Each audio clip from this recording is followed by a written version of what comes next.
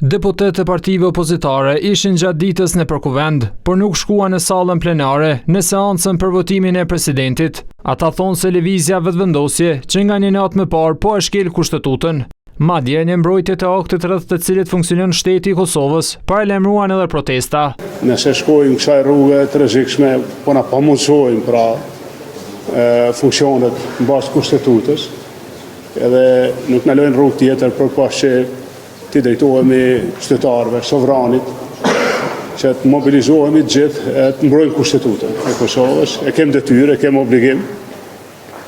Unë besoj që sovrani e bën këtë, e ka bën çdo etapë të jetës së këtij vendi, kuptohet me veprime që sovrani vetë identifikon, që mund të jenë edhe protesta, edhe veprime tjera dhe përshkallëzime që vlerëson të nevojshme. Opozitarët parashikojnë edhe përplasje sociale për shkak të këtyre rrethanave politike. Çdo tentim për të kalu këtë rregull kushtetues është shkelje e kushtetutës dhe sjellje e dhunshme e njanshme për ndryshim të rendit të Kushtetues Kosovës. Pra, po kalohet për te të arsyeshmes, për te logjikës, për te politikës, për te kushtetueshmërisë, për te morales, për te të lishmes, për te rregullit, po kalohet në përdorimin e forcës.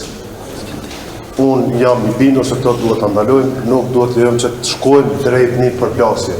Përveç akuzave ndaj lëvizjes vetëvendosje, AK dhe PDK të martën i bën thirrje Feride Rushitit të tërhiqet nga kandidatura. Sinqerisht më vjen keq që ka pranuar të huazoj politikisht emrin e saj për një maskaradë të rrezikshme politike. Si PDK e çmojmë angazhimin e saj në shoqëri civile.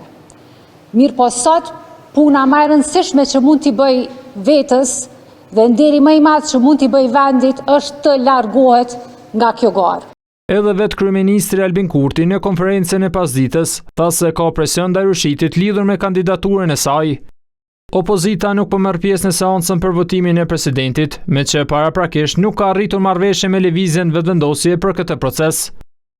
Ndërkaq nisja e procedurës së votimit pa prezencën e 80 deputetëve në sallë e ka cilësuar si shkelje të rëndë kushtetuese.